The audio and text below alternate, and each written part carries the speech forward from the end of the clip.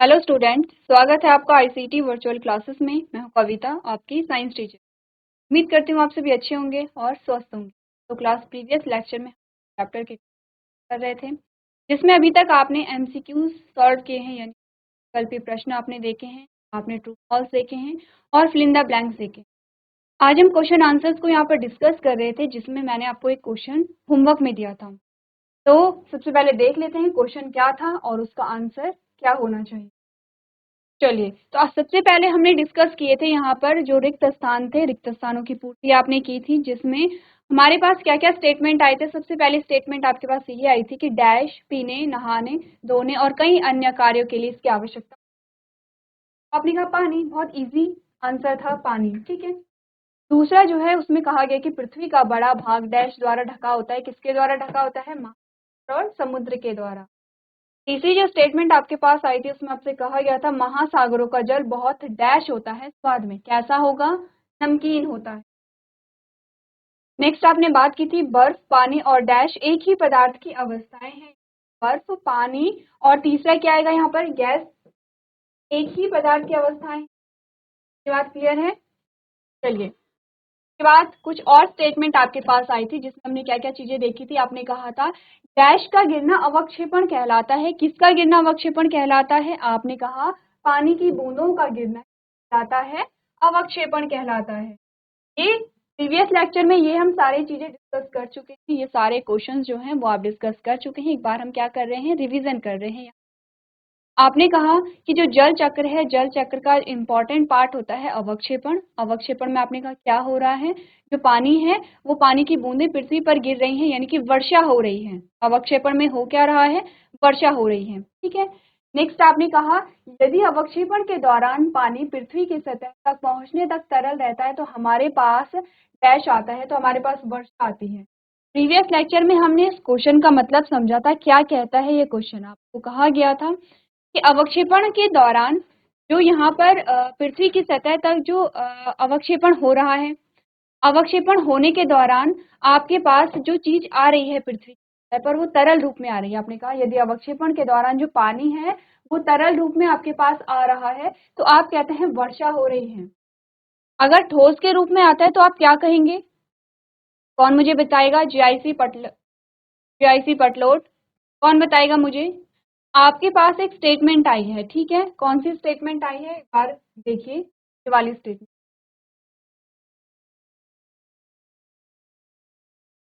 और यहाँ पर कहा इसका आंसर क्या है? वर्षा है। ठीक है। अब मैंने आपसे क्वेश्चन थोड़ा सा चेंज करके पूछा है। मैंने कहा यदि अवक्षेपण के दौरान पानी पृथ्वी की सतह तक पहुंचने तक क्या रहता है? ठोस रहता है, तरल नहीं है। हमने कहा इसकी क्या रहेगा? ठोस रहता है। तो हमारे पास क्या आएगा? यहाँ पर क्वेश्चन चेंज हो गया है, तो आप क्या आंसर देंगे इसका? कौन मुझे बताएगा? माइक ऑन है आपका? चलिए ठीक है, माइक ऑन है। बच्चे नाम बताइए अपना। जगदीश चंद। जगदीश। बच्चे कौन सी क्लास के हैं आप लोग? हम सेवंथ। अच्छा, 7th क्लास के हैं। फिर तो आपको ये चैप्टर बहुत अच्छे से आता होगा। सारे बच्चे 7th के हैं? Yes ma'am. ठीक है। अब आपको ये बताइए, सबसे पहले ये वाली स्टेटमेंट आपको समझ आई? ये वाली आप इसे अभी छोड़िए। जो आपको ये स्टेटमेंट जो कथन दिया गया ये आपको समझ आया? क्या कह रहा है एक बार पढ़ के बताइए मुझे। यदि आप अवक्षेपण के दौरान पानी पृथ्वी की सतह तक पहुंचने तक तरल रहता है तो हमारे पास डैश हमारे पास क्या आता वर्षा। है? हमारे पास क्या आता है? तो आपने कहा हमारे पास क्या आती है? वर्षा आती है। इस कथन का मतलब समझने आपकी क्या कहना चाह रहा है जो आपका कथन है? अच्छा, आप ये बताइए, अवक्षेपण आपने पढ़ा था कहीं? अवक्षेपण जो शब्द है इसके बारे में आपने पढ़ा था? नहीं पढ़ा था? किसी ने नहीं पढ़ा था? अच्छा, आप ये बताइए जल चक्र आप जानते हैं? जल चक्र किसे कहते हैं? जिसे आप वाटर साइकिल कहते हैं। जल चक्र यस मैम। पढ़ा था आपने? हाँ, तो आपने जल चक्र में क्या पढ़ा था? आपको जैसा आ रहा है वैसे बता दीजिए मुझे। जल चक्र में होता क्या है एक्चुअली में? जिसे भी पता है वो माइक ले मैं सकता है। हाँ बताइए। चलिए बच्चे माइक ऑन कीजिए। जीआईसी पटलोड। Good morning Himanshu. तरल रूप में आता है पृथ्वी पर, पृथ्वी की सतह में, और तापमान बढ़ने के कारण गैस के रूप में फिर से बादल बन जाता है। हाँ ठीक है, कहिए। हिमांशु ने हमें क्या बताया कि तापमान के कारण, गर्मी के कारण क्या होता है, यहाँ पर वाष्प बनती है। ठीक है, वाष्प किसे कहते हैं हिमांशु? मैम गैस को। यानी कि जल का जो गैसीय रूप है उसे आप वाष्प कह रहे हैं। जल क्या है आपका, कौन सा रूप है? अच्छा ये बताइए, जल की कितनी अवस्थाएं होती हैं? 3 अवस्थाएं होती है। Very good. कौन कौन सी होती हैं? मैम तरल, ठोस, गैस। ठीक है, अब जल कौन सी अवस्था है? मैम तरल। और वाष्प कौन सी अवस्था है? Ma'am gas. अब ध्यान से देखिए सारे बच्चे, जल चक्र की बात हो रही है। ठीक है, अब जल चक्र के आपके पास कितने स्टेप आते हैं, कितने चरण आते हैं? 4 चरण आते हैं। तो हमें हिमांशु ने बताया सबसे पहला होगा वाष्पीकरण। ठीक है, तो वाष्पीकरण में क्या होता है हिमांशु, आप बता सकते हैं क्या हो रहा है वाष्पीकरण में? सबसे पहले वाष्पीकरण हो रहा है, तो वाष्पीकरण में क्या हुआ हिमांशु, आप जानते हैं? ठीक है, हाँ बताइए। तो वाष्प वाष्प वाष्प बनती है, किससे तापमान वाष्प बढ़ने बन रही है? वेरी गुड, आपने एक बहुत अच्छी बात कही कि यहाँ पर तापमान बढ़ेगा। तापमान कैसे बढ़ेगा? मैम किसी गर्मी के कारण। गर्मी कैसे बढ़ेगी? Sun rays. Very good, sun rays के सनरेज। कारण क्या होगा, तापमान बढ़ेगा। और तापमान जब बढ़ा तो जो पानी था वो वाष्प के रूप में परिवर्तित हो गया है, जिसे हमने वाष्पीकरण कहा। ठीक है, सारे बच्चे ध्यान से सुनिए, पीछे वाले जो हिमांशु आपको बता रहे हैं वो ध्यान से सुनिए। मैं आपसे फिर से क्वेश्चन करूंगी, ठीक है, जितने भी पीछे बच्चे बैठे हुए हैं। अब पहले तो हुआ वाष्पीकरण, दूसरा क्या हुआ फिर वाष्पीकरण के बाद तो आपके पास दूसरा स्टेप आया, वो आया संघनन। अब हिमांशु मुझे बताइए, संघनन जानते हैं आप, जिसे आप कहते हैं बादलों का निर्माण होना। मैम तो क्या हुआ, वाष्प से बादल कैसे बने होंगे आप जानते हैं? क्या हुआ यहाँ पे जो वाष्प से बादल बन गए हैं? मैम जब इसका एक मुंह हो जाता है, इकट्ठी हो जाती है ठीक है, बहुत वेरी सारी गुड, गैस, बहुत तो अच्छे। बादल का निर्माण होता अब है। आप, ठीक है, अब आप ये बताइए यहाँ पर तापमान बढ़ा होगा या घटा होगा? मैम बड़ा होगा। अच्छा, बड़ा होगा। अच्छा आप ये बताइए, जब तापमान बढ़ता है तो पानी पर क्या फर्क होता है? क्या होता है, जो जल के अणु हैं, जल के अणु हैं जब वो तरल रूप में होते हैं तो वो कुछ कुछ पास होते हैं। ठीक है, बहुत ज्यादा चिपके हुए नहीं रहेंगे लेकिन बहुत ज्यादा दूर भी नहीं रहेंगे। आप जब तापमान बढ़ाएंगे तो जो पानी के मॉलिक्यूल है, पानी के मॉलिक्यूल जैसे कि मैंने कहा ये है बीकर है, यहाँ पे पानी है और यहाँ पे पानी के मॉलिक्यूल रखे हुए हैं इस प्रकार से। ठीक है, अब आपने यहाँ पे तापमान को जब बढ़ाया तो आपने क्या देखा, तापमान बढ़ाने पर इनके बीच का रिक्त स्थान बढ़ गया था इस प्रकार से, और इसे आपने पानी की गैसीय, ठीक है, तापमान बढ़ाने पर क्या हुआ, जो गैस के मॉलिक्यूल थे वो अलग अलग हो गए हैं, गैसीय रूप में अब आ गए हैं। जब आपने पानी का तापमान घटाया तो आपने कहा कि H2O के जो मॉलिक्यूल थे वो और ज्यादा चिपक गए हैं तो आपके पास क्या आई, पानी की ठोस अवस्था आ गई है। क्या आपके पास ठोस अवस्था आ गई है? इसका मतलब आप क्या समझे, आपने कहा अगर पानी गैसीय अवस्था में है तो पानी के मॉलिक्यूल दूर दूर हैं, अगर तरल अवस्था में है तो थोड़े पास हैं, अगर ठोस अवस्था में है तो बहुत ज्यादा पास पास हैं। अब संघनन यहाँ पर हो रहा है तो यहाँ पर बादलों का निर्माण हो रहा है। बादल एक्चुअली में क्या है, पानी की बूंदे हैं। ठीक है, तो वाष्प से एक्चुअली में आपके पास पानी की बूंदे बनी हैं। तो आप क्या कहेंगे, गैस से आपके पास क्या बना, यहाँ पर गैस से आपके बादल। पास क्या बना, बादल। बादल। और बादल क्या है, कौन सा रूप है, ठोस है, द्रव है, ये गैस है? गैस। देखिए गैस नहीं होगा, क्योंकि बादल क्या होते हैं, पानी की बूंदों का जो समूह होता है वही बादल को बनाते हैं। ठीक है, यहाँ पर तापमान बढ़ेगा नहीं बल्कि तापमान घट जाता है। जब तापमान घटेगा किसका, आपने कहा वाष्प का, जब तापमान घटेगा, ये क्या है, गैसीय अवस्था है। अब इसका तापमान अगर घटेगा तो आपने क्या कहा, तरल अवस्था आपके पास आएगी। Yes ma'am. देखिए आपको बताती हूँ हुआ क्या है। आपने कहा ये आपके पास पानी है, आपके पास बर्फ है, और ये आपके पास है गैस, या जिसे आप वाष्प कह रहे हैं। ठीक है, अब यहाँ पे जो बर्फ था वहां पर पानी के मॉलिक्यूल कैसे होंगे, चिपके चिपके होंगे, आपस में बहुत ज्यादा क्लोज होंगे। इस प्रकार से पानी में थोड़ा सा दूर दूर होते हैं।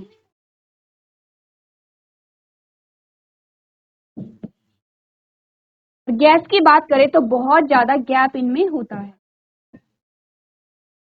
अब देखिए तापमान का क्या फर्क इन पर पड़ता है।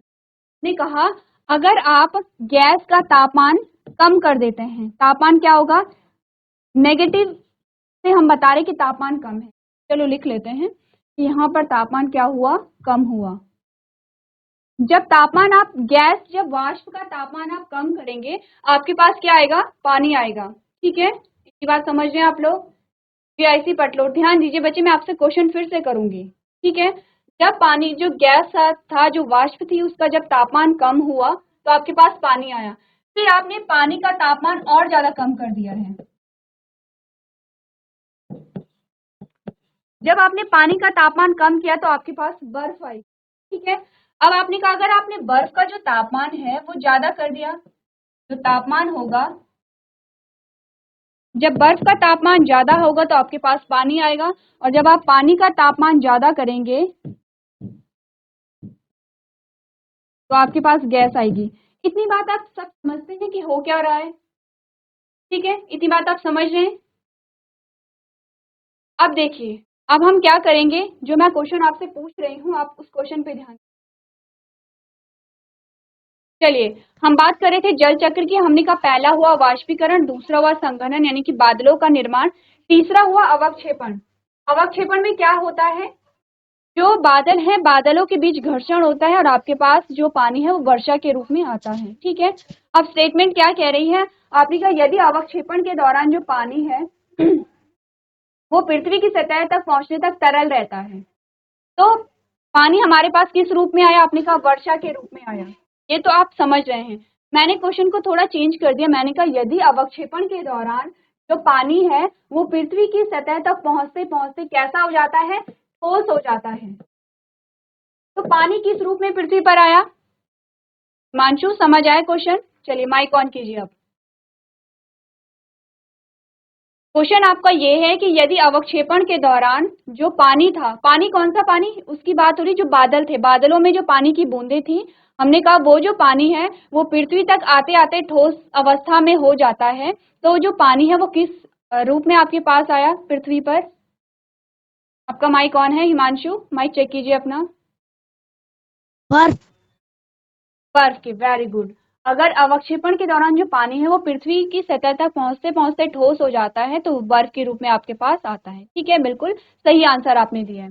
नेक्स्ट जो स्टेटमेंट आपके पास आई थी, क्या बात की थी, था सर्दियों की सुबह घास पर मौजूद पानी की बूंदों को आप क्या कहते हैं, ओस कहते हैं। ठीक है, नेक्स्ट हमने कहा था कि सर्दियों में लगभग सभी ट्रेनें एक प्राकृतिक घटना के कारण देरी से चलती हैं, जिसे आप कोहरे के रूप में जानते हैं। ठीक है, अब हमने यहाँ पर कुछ क्या किए थे, कॉल्स को डिस्कस किया था, और हमारे पास जो क्वेश्चन आया था उसमें आपसे क्या कहा गया था, ये जो क्वेश्चन था मैंने आपको होमवर्क में दिया था। हिमांशु आप बैठिए, बच्चे बैठिए आप। तो हमारे पास जो क्वेश्चन आया था, जो हमारा प्रीवियस लेक्चर था, उसका लास्ट जो क्वेश्चन मैंने आपको होमवर्क में दिया, कहा गया था कि फ्रिज से पानी की ठंडी बोतल निकालकर टेबल पर रख दें। आपने क्या किया, फ्रिज से पानी की बोतल निकाली और आपने टेबल पर रख दिया, यानी कि आपने फ्रिज से बाहर बोतल को रख दिया। कुछ समय बाद आपने इसके चारों ओर पानी की बूंदों को देखा है, ऐसा क्यों होता है। ठीक है, इसका रीजन क्या है, तो किसे इसका आंसर पता है, जीआईसी पटलोड।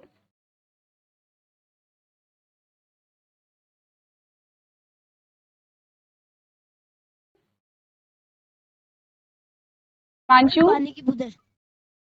हाँ, आप ये बताइए आपका आंसर क्या है? आपने कहा कि जब आप बॉटल को बाहर निकालते हैं तो बॉटल पे जो पानी की बूंदें आपको दिखाई देती हैं, उसका रीजन क्या है? ऐसा क्यों होता है? मैं वो गैस की अवस्था में होती है। फिर से अच्छा, ठीक है। तो हिमांशु, आपने आंसर क्या आपने जो बात कही है वो एकदम सही कही है, लेकिन क्वेश्चन के अकॉर्डिंग हमारा आंसर क्या होगा देखिए। क्या होता है, आपने अगर हम आंसर को यहाँ पर देखें तो आपने क्या कहा? आपने कहा ऐसा इसलिए होता है क्योंकि बोतल के चारों ओर की हवा की सतह ठंडी हो जाती है और बोतल के चारों ओर हवा संघनित हो जाती है। अब हुआ क्या देखिए, जो पानी की बोतल आपके पास थी, पानी की बोतल के बाहर कोई भी पानी नहीं था, ठीक है। लेकिन क्या था, जो पानी की बोतल थी उसका जो तापमान था, बोतल है उसका जो तापमान है वो बहुत कम था। कम था तो क्या हुआ, जब आपने बोतल को बाहर रखा तो जो बाहर आसपास की वायु थी, जो आपके कमरे में क्या होगी, आसपास की वायु होगी, उसमें नमी होती है। क्या आप जानते हैं कि हवा में नमी होती है, मॉइस्चर होता है। तो हवा में जो नमी थी, जब वो बोतल के चारों ओर आई तो क्या हुआ, उसका तापमान घट गया। तापमान घट गया तो क्या हुआ, आपने कहा जो वाष्प थी,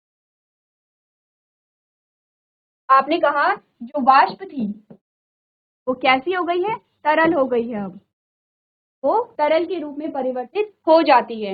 यही रीजन है कि जो पानी की बोतल है, जब आप बाहर रखते हैं रूम पर, तो उसमें पानी की बूंदें आपको दिखाई देती हैं। ठीक है, ये बात समझ आई सबको?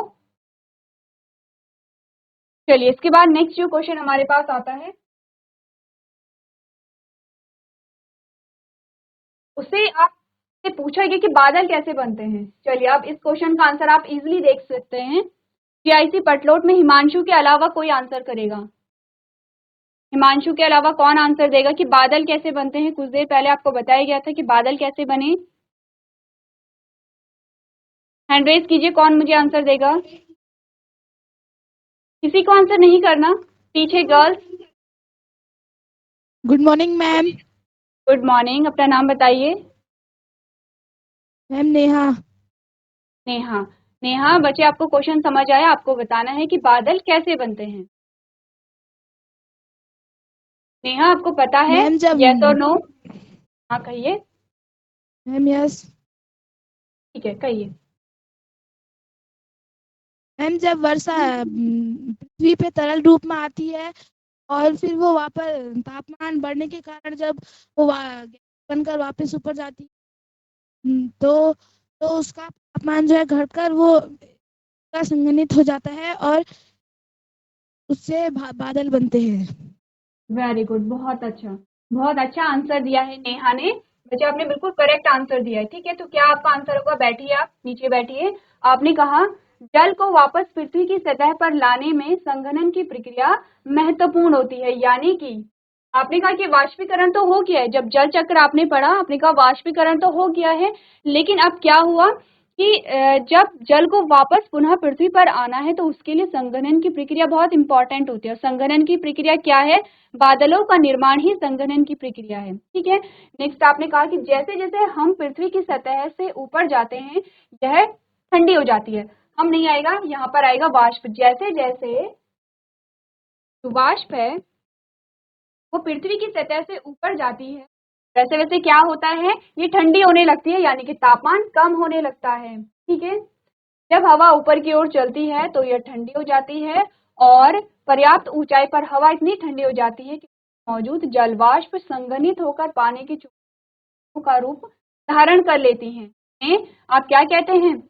बादल कहते हैं। यही छोटी छोटी बूंदें हवा में तैरती रहती हैं और हमें बादलों की तरह दिखाई देती हैं। ठीक है, तो इस प्रकार से क्या हुआ, बादलों का निर्माण हुआ। आपने बिल्कुल सही आंसर दिया है। और जो बच्चे हैं वो इस क्वेश्चन का आंसर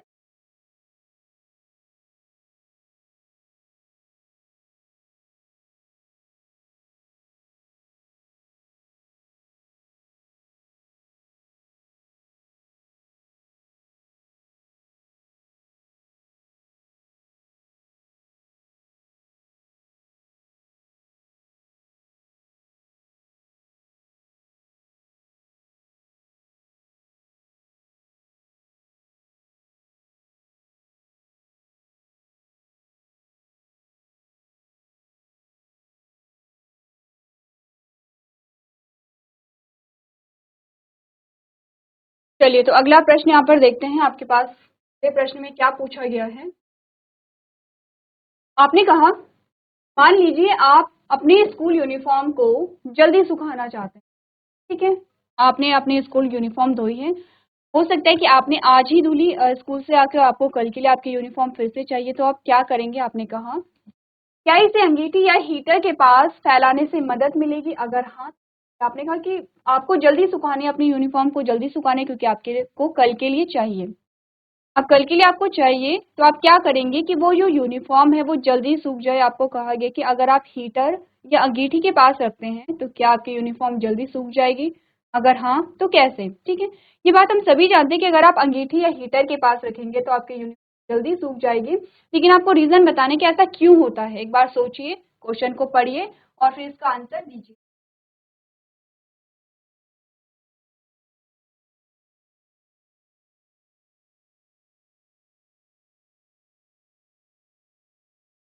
चलिए, अब आप ये देखिए कि आपके कपड़े सूखते कैसे हैं। सबसे पहले तो आप ये जान लीजिए कपड़े कैसे सूखेंगे। आपके कपड़े गीले, गीले किसकी वजह से हैं, पानी की वजह से।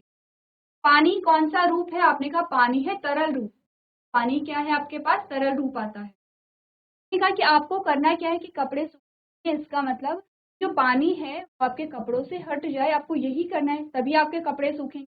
तो आपको पानी को अगर हटाना है तो कैसे हटाएंगे। अगर आपने कहा कि जो आपके गीले कपड़े हैं उसमें जो पानी है, आपको उस पानी को हटाना है, तो कैसे हटाएंगे आप। आपने कहा कि उस पानी को हटाने का एक ही उपाय होगा। उस पानी को हम क्या करेंगे, जब आप तापमान बढ़ाएंगे तो जो पानी है वो वाष्प बनकर उड़ जाएगा। वाष्प बनकर उड़ जाएगा तो आपके जो कपड़े हैं उनसे पानी खुद ब खुद हट जाता है। इसी प्रकार से आपके कपड़े सूखते हैं। अब आपने क्या कहा कि आपने जब कपड़ों को अंगीठी या हीटर के पास रखा तो क्या हुआ, तापमान बढ़ा। ठीक है, तापमान बढ़ेगा तो क्या होगा, जो जल है अब वो वाष्प के रूप में परिवर्तित होगा। वाष्प के रूप में परिवर्तित हुआ तो आपके कपड़े क्या होंगे, सूख जाएंगे, क्योंकि जो जल है वो अब कपड़ों से बाहर निकल रहा है। आपने यही रीजन देखा हो कि गर्मियों में कपड़े जल्दी सूख जाते हैं, सर्दियों में देर में सूखते हैं। क्यों, क्योंकि गर्मियों में तापमान ज्यादा है, तो जितना ज्यादा तापमान होगा उतनी जल्दी वाष्पीकरण की प्रक्रिया होगी, और जितनी जल्दी वाष्पीकरण की प्रक्रिया होगी आपके कपड़े उतनी जल्दी सूखेंगे। तो क्या आंसर आया आपका। आपने कहा अंगीठी या हीटर के पास वर्दी फैलाने से मदद मिलेगी, क्योंकि गर्मी के कारण वाष्पीकरण दर को क्या होती है, वाष्पीकरण की जो दर है वो बढ़ जाती है। वाष्पीकरण की दर बढ़ी तो क्या हुआ, जो जल था वो वाष्प बनकर उड़ गया है और आपकी जो यूनिफॉर्म है वो इजीली वहां पर सूख जाती है। ठीक है, आंसर को आप नोट।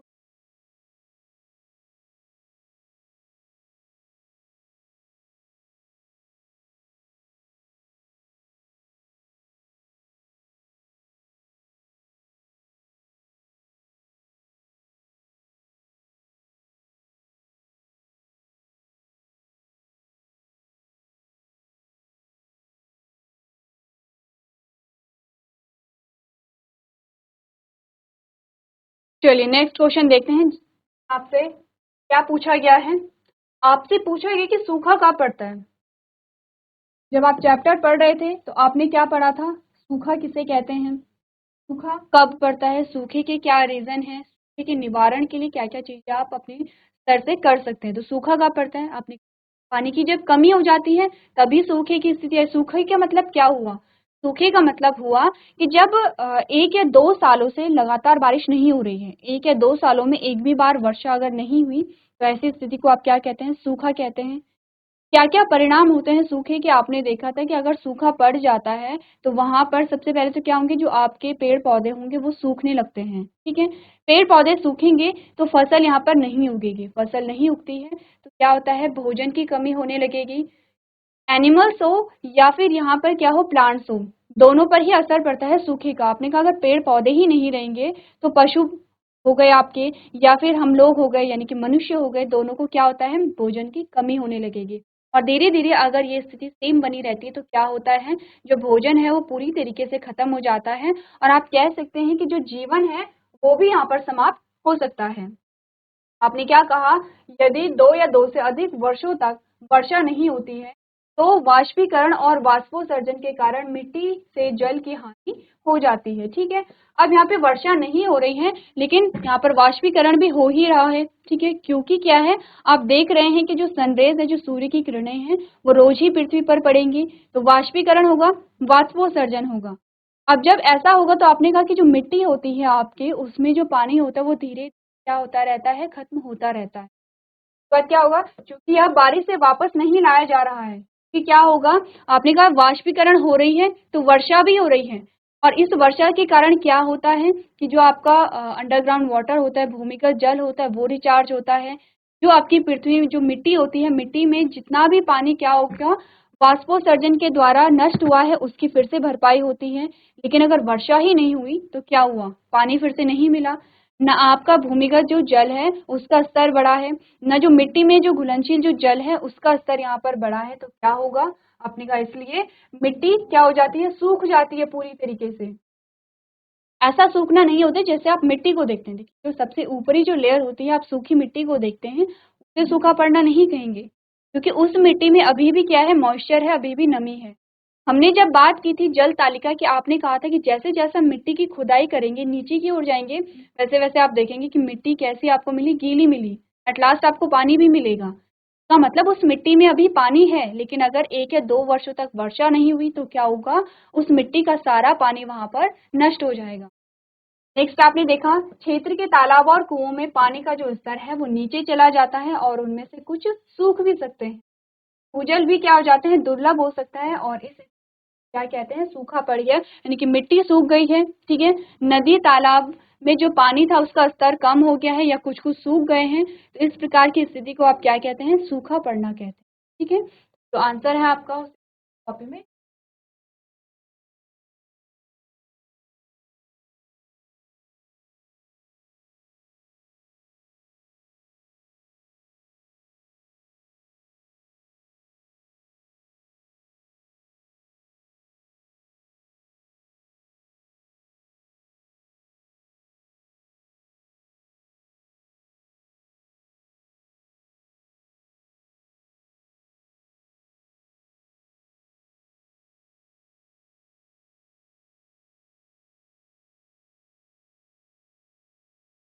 चलिए, इसके बाद जो अगला प्रश्न हमारे पास आता है, उसमें आपसे कहा गया है, अपने चश्मे को साफ करने के लिए अक्सर लोग चश्मे को गीला करने के लिए उस पर सांस छोड़ते हैं, कि चश्मा गीला क्यों हो जाता है। बहुत इजी क्वेश्चन है आपके पास। ठीक है, आपने क्या करना है, आपको बताना है कि जो चश्मा है, जब भी आप सांस छोड़ते हैं, चश्मा कहिए या फिर आप शीशे पे जब सांस छोड़ते हैं तो वो गीला हो जाता है, उसका रीजन क्या होता है, कि आपको घर से करके लेके आना है। तो बहुत इजी क्वेश्चन है, हम इस टाइप के जो क्वेश्चन है बहुत बार सॉल्व यहाँ पर कर चुके हैं। तो आपको करना है क्या, ये आपका क्वेश्चन होमवर्क में है, आपके पास आंसर ऑलरेडी है, लेकिन आप करेंगे क्या, इसे अपनी लैंग्वेज में लिख के लेके आएंगे। ठीक, क्वेश्चन का जो आंसर है आप अपनी लैंग्वेज में से करके लेके आएंगे। तो आज के सेशन में हम इतना ही करेंगे। अभी तक क्लास में बने रहने के लिए आपका